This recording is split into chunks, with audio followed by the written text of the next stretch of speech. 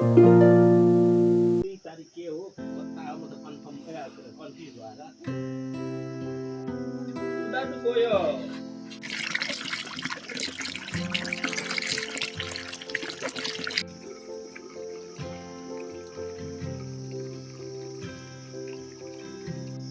सेवाने and welcome back to our YouTube channel Moni and mummy च्यानलमा तपाईँलाई फेरि पनि स्वागत छ र आशा गर्छु तपाईँ सब परिवार सन्चै हुनुहुन्छ होला। र म आज फेरि एउटा छोटो भिडियोको साथमा आइसकेको छु र यहाँ चाहिँ मैले डेलीको एक्टिभिटीको साथमा मैले एउटा सिम्पल चिकन रेसिपी सेयर गरेको छु, जुन चाहिँ मेरो आमाको रेसिपी हो है, र आशा गर्छु तपाईँलाई राम्रो लाग्नेछ।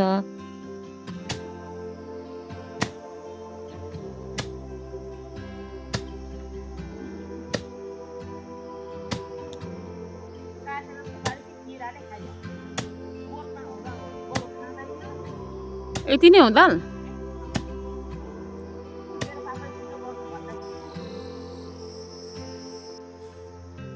यहाँ चाहिँ खेतको कालो दाल कुटेर आमाले केलाउनु हुँदैछ है, र योपालि चाहिँ कालो दाल राम्रो फलेन र मस्यामको पनि ठिकठाक नै फलन्ती छ भनेर आमाले मलाई यहाँ भन्नु हुँदैछ।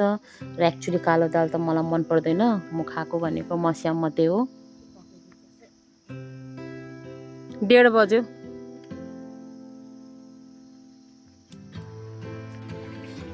आमाले चाहिँ यहाँनिर दाल कुटेर है सकेर अब चाहिँ केलाउनु हुँदैछ, यसको भुस उडाउनु हुँदैछ है। यहाँ आमालाई हेरेर चाहिँ मलाई अब कतिवटा कुरो याद आयो है आफूलाई नै। आमा चाहिँ मेरो 64-65 एज हो है, त्यो पनि सायद त्योभन्दा पनि बेसी होला, अलिकति सायद मैले कम्ती नै भने होला। तर भगवानको दयाले आमाको जिउमा यति बिघ्न दम छ नि, त्यतिको काम चाहिँ म गर्नु सक्दिनँ। किनकि बिहान आमा 4:30 मा उठ्नुहुन्छ, 4:30 मा उठेर गाई दुहेर दुध डाइरी लगेर सुँगुर 2टा छ चारो दिएर गाईलाई घाँस गाईलाई खोले दिएर है, र डल्लै फ्यामिलीको लागि खाना पकाएर अझ एक्स्ट्रा काम पनि भ्याउँछ आमाले यो सबै कुरो है। अन्त आफू चाहिँ बिहान 7 बजी उठेर पनि मेरो जिउमा त्यो दम हुँदैन कि आमाको बराबरी काम गरौँ। टाउको दुखिरहेको, चिसो लागिरहेको है, ज्वरो आइरहेको, साइनसको प्रब्लम छ, त्यसले टाउको दुखेर टाउको दबाई खाइरहेको, तेल लगाएर त्यस्तो हुन्छ हालत है। अन्त टचुट मेरो आमाको चाहिँ जिउ राम्रो छ है। अन्त भगवान्ले हमेसा मेरो आमालाई यस्तै राखोस्, म चाहिँ यही चाहन्छु।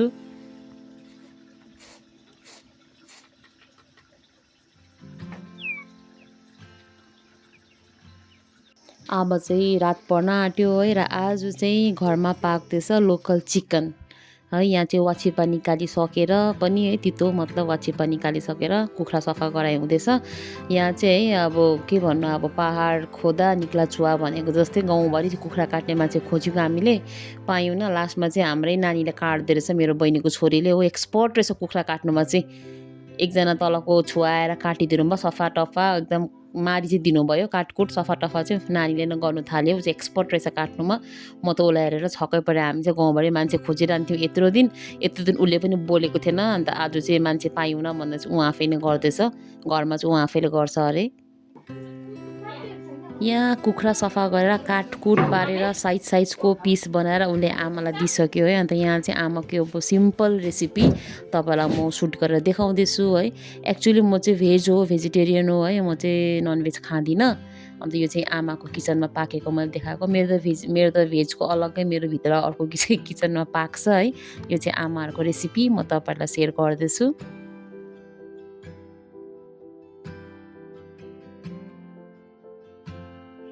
तोरीको तेलमा फर्स्टमा चाहिँ प्याज दिनुभयो आमाले, त्यो चलाएर एकछिन पाकिसकेपछि त्यसमा चाहिँ यो चाहिँ अदुवा लसुन र जिराको पेस्ट दिनुभयो। त्यसको बादमा हर्दी र चिल्ली पाउडर दिनुभयो, ल त्यो मजाले भुट्नु हुँदैछ। त्यसको बादमा दिनुभयो एउटा टमाटर काटेर, बेसी दिनु हुँदैन अरे है, अमिलो हुन्छ अरे, र फेरि मासु पनि ढिलो पाक्छ अरे। अन्त एउटा टमाटर दिनुभयो। यहाँनिर टमाटर गलिसकेको छ र अब चाहिँ आमाले नुन दिनुभयो अझै राम्ररी टमाटर गलोस् भनेर। यहाँनिर टमाटर गलिसकेको छ र आमाले काटेर राखेको मासु त्यो तेलमा दिनुभयो।